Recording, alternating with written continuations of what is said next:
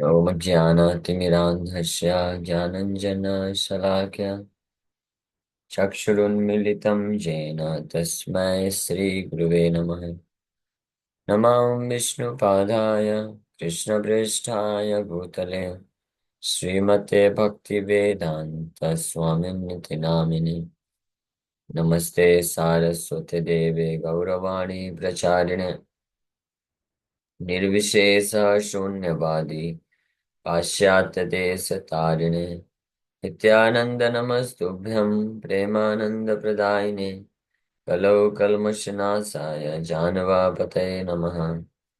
जय श्री कृष्ण चैतन्य प्रभु नित्यानंद श्री अद्वैत गदाधर शिवासादि गौर भक्त वृंद।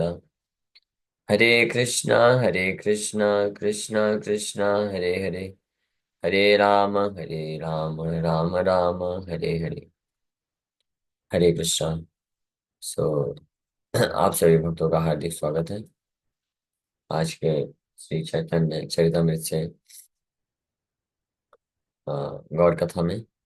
सो हम लोग चर्चा कर रहे हैं चैतन्य चरितमृत आदि लीला चैप्टर 10 एंड टेक्स्ट 12। सो इसके पहले चर्चा किए थे श्री चैतन्य महाप्रभु भक्ति कल्प वृक्ष हैं और उनकी जो प्रोमिनेंट ब्रांचेस हैं, शाखाएं हैं, उसका वर्णन चल रहा है, किया जा रहा है।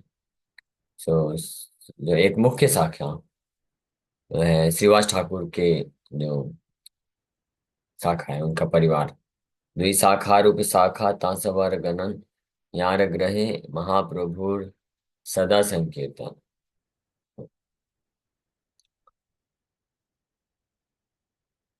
हाँ, और चारी भाई सबम से करे चैतन्य रस सेवा गौर चंद्र बिना नहीं जाने देवी देवा। ये हम लोग कल चर्चा किए थे। चारों भाई शिवाज ठाकुर और उनके तीन और अन्य भाई श्री राम पंडित, श्रीपति, श्रीनिधि, अ, श्रीपति, श्रीनिधि, श्री राम और श्रीवास, ये चारों भाई के नाम हैं। तो ये चारों भाई चैतन्य महाप्रभु के अनन्य भक्त हुए और उनके सेवा के बिना और कोई देवी देवता नहीं जानते थे। केवल श्री चैतन्य महाप्रभु कोई पूर्ण रूप से समर्पित होकर के सेवा करते थे। जो इसके इसके ऊपर हम लोग चर्चा कर चुके थे। नेक्स्ट बोले अब अगली शाखा का नाम का वर्णन कर रहे हैं। आचार्य रत्न नाम धरे बड़ एक शाखा तार परिकर तार शाखा उप शाखा।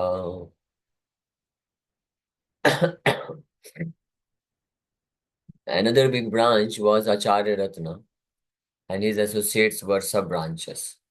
एक और बड़ी ब्रांच हुई आचार्य रत्ना करके, और उनके पार्षद उनकी सब शाखाएं उप शाखाएं हुई, सब ब्रांचेस। आचार्य रत्नेर नाम श्री चंद्रशेखर यार घरे देवी भावे नाचिला ईश्वर। So Acharya Ratna was also named Sri Chandrasekhar Acharya। आचार्य रत्न जो कि एक और बड़ी प्रमुख शाखा हुई श्री चैतन्य महाप्रभु की, तो उनका एक और नाम श्री चंद्रशेखर आचार्य भी था। In a drama in his house lord Chaitanya played the goddess of fortune, played the role of goddess of fortune। उनके घर में जब एक ड्रामा, कृष्ण लीला के ऊपर ड्रामा चला, तो उसमें Chaitanya Mahaprabhu goddess of Fortune, देवी भावे, इस लीला को करते हैं। So dramatic performances were enacted during the presence of Sri Chaitanya Mahaprabhu, but the players who took part in such dramas were all pure devotees. No outsiders were allowed।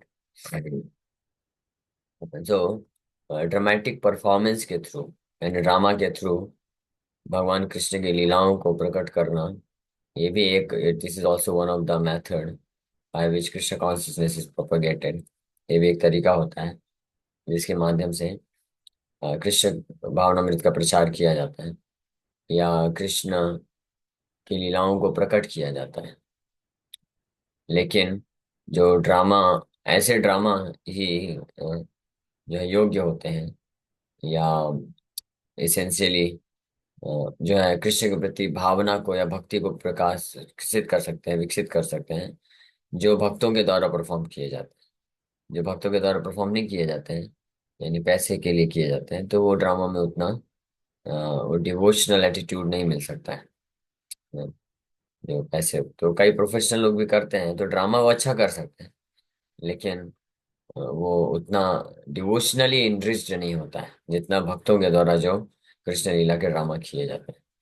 और इसी इसी तरह से ना केवल ड्रामा ही, चाहे वो ड्रामा हो, भगवान का जो है भजन है, कीर्तन है, भगवान का कथा है, या भगवान के पेंटिंग्स होते हैं, एग्जीबिशंस होते हैं, ये सब के सब अगर कोई प्रोफेशनल व्यक्ति करता है, यानी जो पैसे कमाने के उद्देश्य से करता है, तो वो उसका जो इसेंस है, भक्ति रूपी जो इसेंस है, वो लूज हो जाता है। और इसलिए इसका कोई खास इम्पैक्ट नहीं पड़ता जो लोग उस एग्जीबिशन या ड्रामा या भजन या पेंटिंग उसके संपर्क में आते हैं। वहीं दूसरे भक्तों के द्वारा किए जाने पे इसका इमीडिएट इम्पैक्ट होता है, और व्यक्ति उनका जो कॉन्शियसनेस है, चेतना है, वो भक्ति भाव में, जो शुद्ध भक्ति भाव प्रकट होता है। तो श्री चैतन्य महाप्रभु के टाइम पे भी ये ड्रामेटिक परफॉर्मेंस, ड्रामा के द्वारा कृष्ण लीलाओं को प्रकट करना होता था। लेकिन उसमें जो प्लेयर्स होते थे, जो ड्रामा करते थे, वो केवल प्योर डिवोटी ही अलाउड थे, कोई आउटसाइडर अलाउड नहीं था। The members of ISKCON should follow this example. ISKCON में भी प्रभुपाद जी ड्रामा ये चालू की, कृष्ण लीला, नरसिंह लीला, ये सब लीलाओं में। लेकिन प्रभुपाद जी चाहते थे कि केवल जो भक्त लोग हैं वही इसमें पार्टिसिपेट करने चाहिए, ड्रामा करने में। तो ये इस्कॉन के मेंबर्स के लिए जरूरी है कि they should follow this example. Whenever they stage dramatic performances about the lives of Sri Chaitanya Mahaprabhu or Lord Krishna, the players must be pure devotees. Players होने चाहिए, they must be pure devotees, not professional. Professional players and dramatic actors have no sense of devotional service, and therefore, although they can perform very artistically, there is no life in such performances.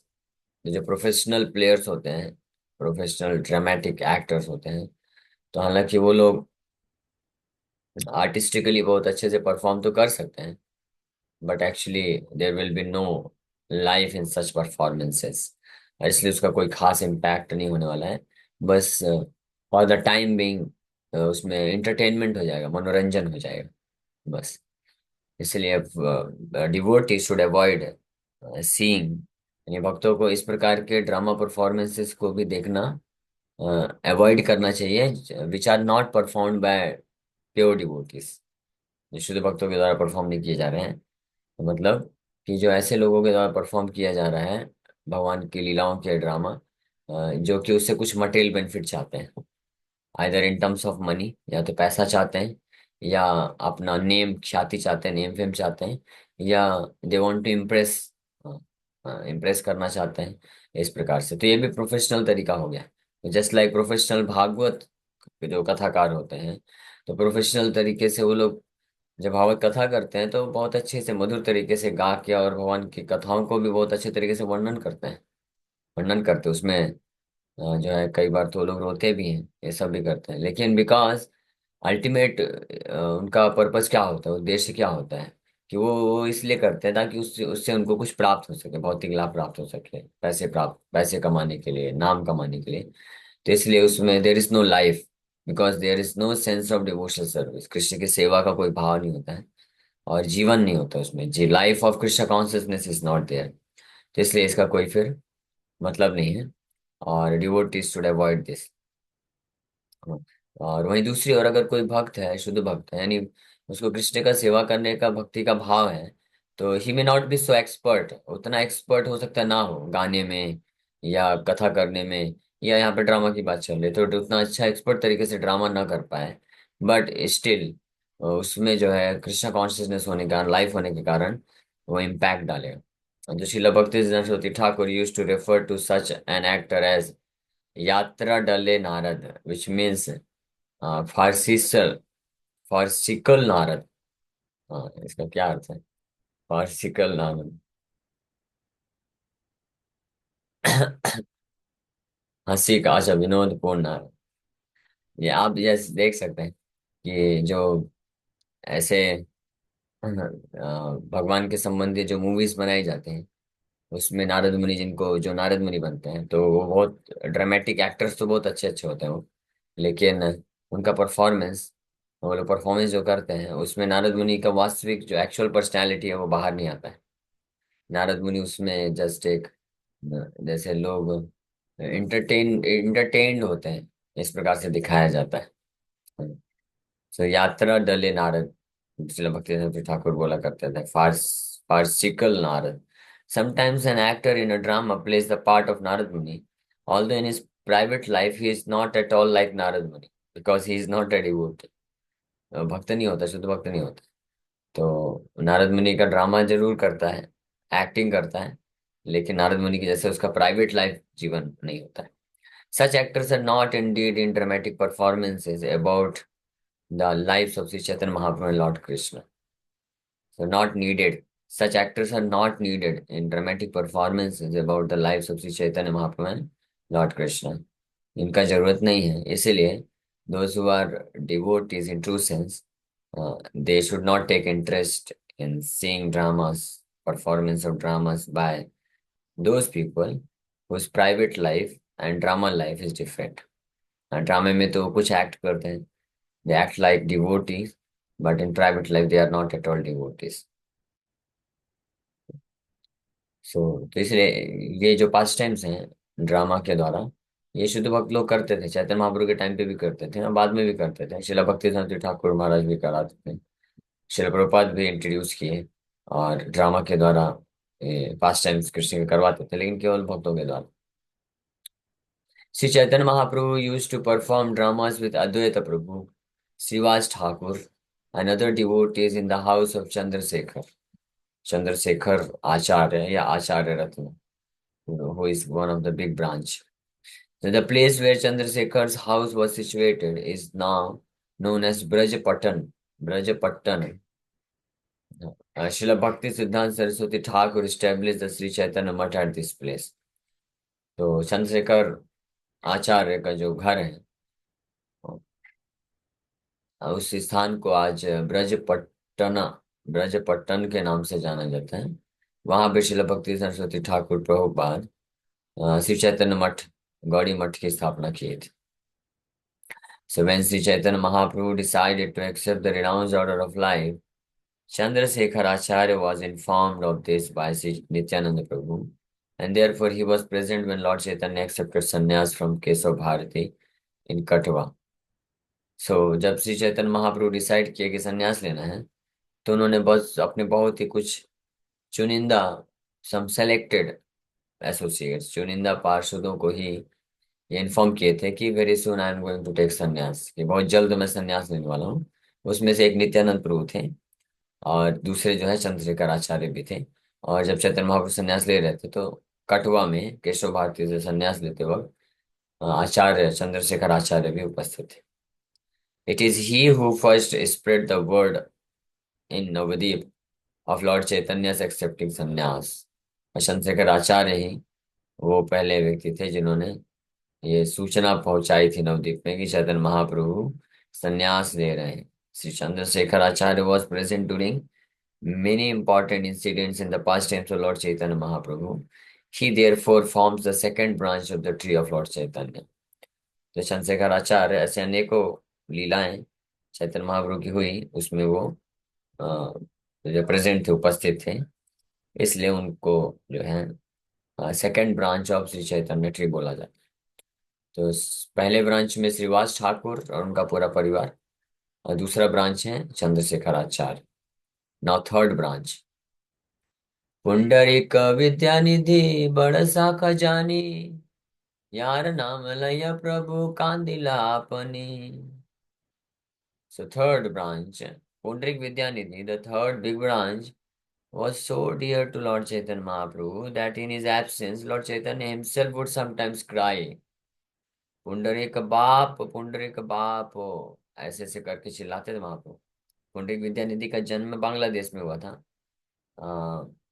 I think, क्या नाम है उनके गांव का, कुछ तो नाम अभी भूल रहे हैं, बांग्लादेश में है उनका गांव।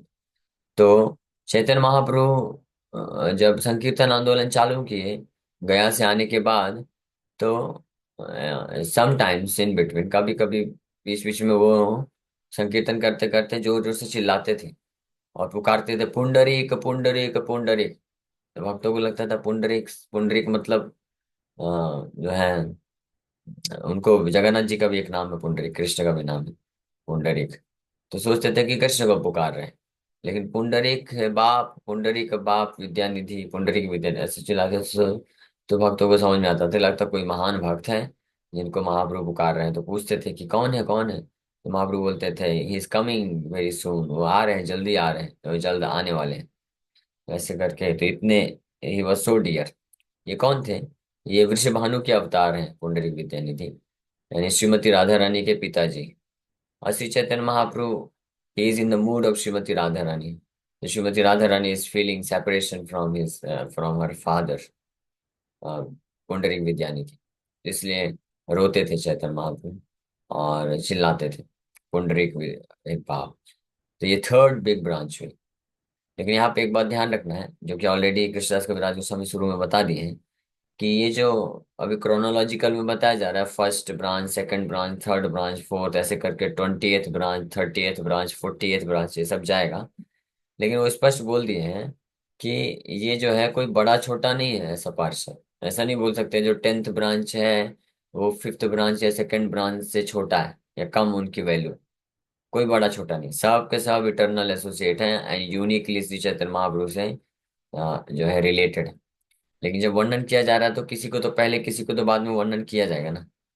तो इसलिए इस तरह से समझना। सेन गौर Ganoddesha Dipika, Shila Pundarik Vidyanidhi is described as the father of Shrimati Radha Rani in Krishna Lila. Gaura Gaura Ganoddesha Dipika में 54th नंबर वर्ष में ये वर्णन प्राप्त होता है कि शिला पुंडरीक विद्यानिधि श्रीमती राधा रानी के पिताजी हैं कृष्ण लीला में, जिनका नाम वृषभानु महाराज हुआ। Chaitanya Mahaprabhu therefore treated him as his father. Pundarik Vidyanidhi's father was known as Baneshwar, or according to another opinion, Suklambar Brahmachari. Suklambar Brahmachari. And his mother's name was Ganga Devi. According to one opinion, Baneshwar was a descendant of Sri Sivaram Gangopadhyay. The original home of Pundarik Vidyanidhi was in East Bengal, now Bangladesh, in a village near Dhaka named Bagia, which belonged to the Varendra group of Brahman families. Sometimes these Varendra Brahmanas were at odds with another group known as Radhiya Brahmanas, and therefore Pundarik Vidyanidhi's family was ostracized and at that time was not living as a respectable family. तो पुंडरीक विद्यानिधि का थोड़ा सा जो है उनका family background बताया गया है कि उनके पिता जो है का नाम बानेश्वर और माता का नाम गंगा देवी हुआ, और बांग्लादेश में उनका घर हुआ। और वो ढाका, ढाका के पास, ढाका, बाघिया, बाघिया गांव, सो जहाँ पे प्रोमिनेंटली वारेंद्र ग्रुप के ब्राह्मण परिवार रहते हैं। और वहाँ पे एक दूसरा ग्रुप भी हुआ, राढ़ीय ब्राह्मण परिवार भी हुए। लेकिन ये राढ़ीय ब्राह्मण परिवार का वारेंद्र ब्राह्मणों के साथ नहीं जमता था। तो उसके कारण पुंडरीक विद्यानिधि के परिवार को उन्होंने क्या कर दिया, ऑस्ट्रेसाइज कर दिया, मीन्स रिजेक्ट कर दिया। इसलिए वो उतने ज्यादा रिस्पेक्टेड नहीं थे वहां पे। फिर फाइनली पुंडरीक विद्यानिधि बांग्लादेश वहां छोड़ के नवद्वीप आ जाते हैं जब चैतन्य महाप्रभु संकीर्तन आंदोलन चालू करते हैं। श्रील भक्ति सिद्धांत Saraswati Thakur writes in his Anubhas, one of the members of this family is living in Vrindavan and is named Sarojanananda Goswami. One special characteristic of this family is that each of its members had only one son or no son at all, and therefore the family was not very expansive. There is a place in the district of Chattogram in East Bengal that is known as Hathahazari, And a short distance from this place is a village known as Mekhla Gram, in which Pundrik Vidyanidhi's forefathers lived. One can approach Mekhla Gram from Chhattagram either on horseback, by bullock cart, or by steamer. The steamer station is known as अन्नपूर्णार घाट, है ना। ये सब note down कर लीजिए, हाँ। कौन है? अंशप्रु है ना, अंशप्रु, ये सब नोट डाउन कर लीजिए। हम लोग जब जाएंगे मायापुर उधर से, तो ये सब स्टेशन याद रहेगा आपको, तो फिर विजिट कर सकते हैं। बांग्लादेश जाना पड़ेगा, बांग्लादेश बांग्लादेश में है ये स्टेशन। यहाँ पे तो खैर पुंडरीक विद्यानिधि का वर्णन किया जा रहा है, कौन से स्टेशन में और कैसे जाना है। लेकिन आगे आने वाले कई पार्षदों का वर्णन आएगा, जो नवद्वीप में या बंगाल के अलग अलग स्थान में कहाँ कहाँ निवास करते थे, कौन से स्टेशन से आप किस किस तरीके से जा सकते हैं, ये सब वर्णन किया जा रहा है ना। तो ये वर्णन आएगा तो आप नोट डाउन करते जाना, तो हम लोग जाएंगे तो फिर इस क्षेत्र में विजिट कर सकते हैं। बहुत सुंदर सुंदर स्थान है जहाँ पे आप बैठ के अच्छे से भजन कर सकते हैं, विजिट कर सकते हैं, natural places. The steamer station is known as Annapurnara Ghat. The birthplace of Pundri Vidyanidhi is about 2 miles southwest of Annapurnara Ghat. The temple constructed there by Pundri Vidyanidhi is now very old and much in need of repair. Without repair, the temple may soon crumble. There are two inscriptions on the bricks of that temple, but they are so old that one cannot read them. There is another temple, however, about 200 yards south of this one, and some people say that this is the old temple constructed by Pundarik Vidyanidhi. Pundarik Vidyanidhi के गांव में जाने का तरीका बताएं, गोपाल जी लिख रहे हैं यहाँ पे, इसको नोट डाउन करना चाहिए। और फिर वहां पे जाकर के कौन कौन सा मंदिर है, वहां पे क्या लिखा है पुंडरीक विद्यानिधि के द्वारा बनाया हुआ। सो मेखला ग्राम, हाट हाजारी, ईस्ट बंगाल में, छाटाग्राम डिस्ट्रिक्ट, छाटाग्राम डिस्ट्रिक्ट में, जो कि अभी हाथ हाथ हाजारी के नाम से जाना जाता है। There is a place, this place is a village known as Mekhala Gram, नाम का गांव है। वहां पे पुंडरीक विद्यानिधि के फोर फादर्स रहते थे। तो मेखला ग्राम कैसे पहुंचे उसका भी वर्णन है। श्री चैतन्य महाप्रभु कॉल्ड पुंडरीक विद्यानिधि फादर, बाप। He gave him the title Prem Nidhi, Prem Nidhi, ocean of love of Krishna. Pundarik का नाम, पुंडरीक विद्यानिधि का नाम श्री चैतन्य महाप्रभु टाइटल उनको दी है Prem Nidhi. That means because he was having oceanic amount of love for Krishna. Pundarik Vidyanidhi later became the spiritual master of Gadadhar Pandit. बाद में, ये बहुत महत्वपूर्ण लीला है, चैतन्य भागवत में विस्तार से वर्णन हम लोग ऐसे इसको श्रवण कर चुके हैं, कि गदाधर पंडित के आध्यात्मिक गुरु बनते हैं। गदाधर पंडित कौन है? श्रीमती राधा रानी। और उनके आध्यात्मिक गुरु as good as father, because he is originally father of Shrimati Radha Rani. तो उनके गुरु बनते हैं। And an intimate friend of Swarup Damodar. Gadadhar Pandit at first misunderstood Pundari Vidyanidhi to be an ordinary pounds and shillings man, but later, upon being corrected by Sri Chaitanya Mahaprabhu, he became his disciple. Another incident in the life of Pundari Vidyanidhi involves his criticizing the priest of Jagannath temple, for which Jagannath Prabhu chastised him personally by slapping his cheeks. This is described in Chaitanya Bhagavat, Sri Chaitanya Bhagavat, Antekhanda chapter 10.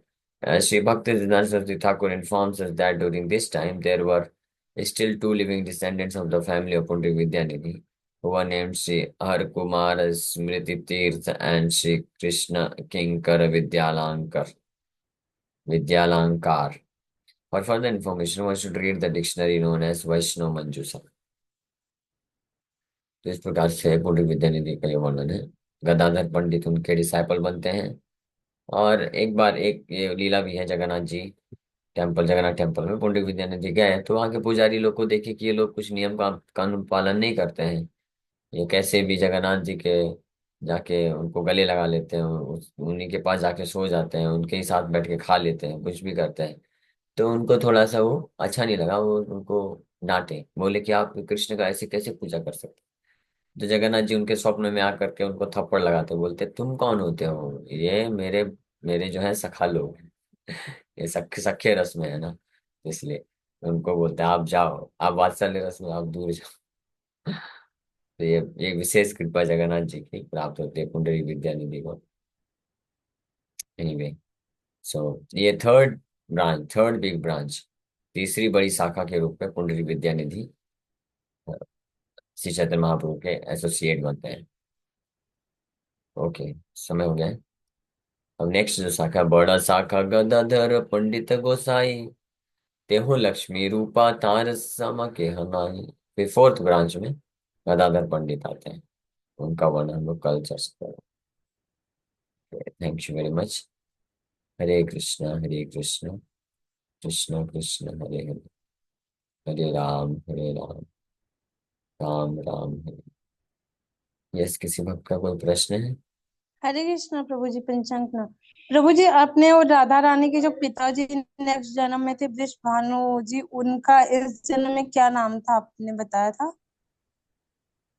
Pundarik विद्या निधि, वही तो third big branch है चैतन्य महाप्रभु, उन्हीं के बारे में तो हम लोग पढ़ रहे हैं। पुंडरीक विद्या निधि ही वृषभानु महाराज पुंडरीक विद्या निधि के रूप में आते हैं।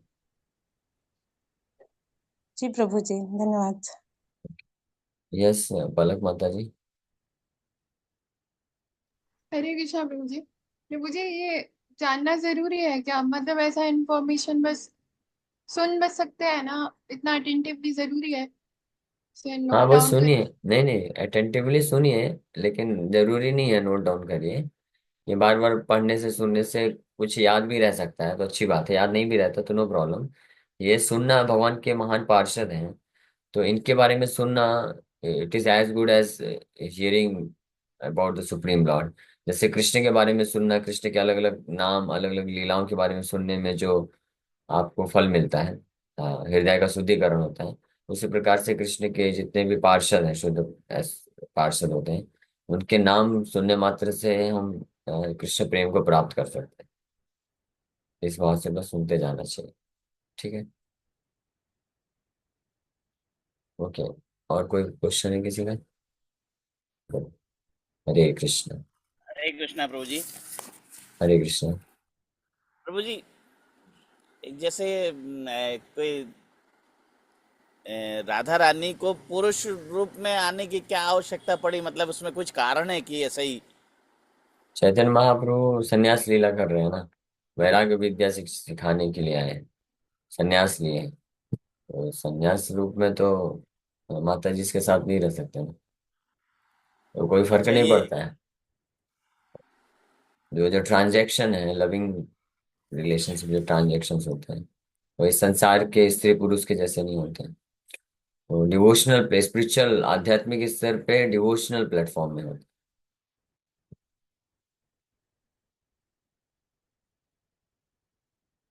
ठीक है। जी प्रभु जी। मेरा क्लास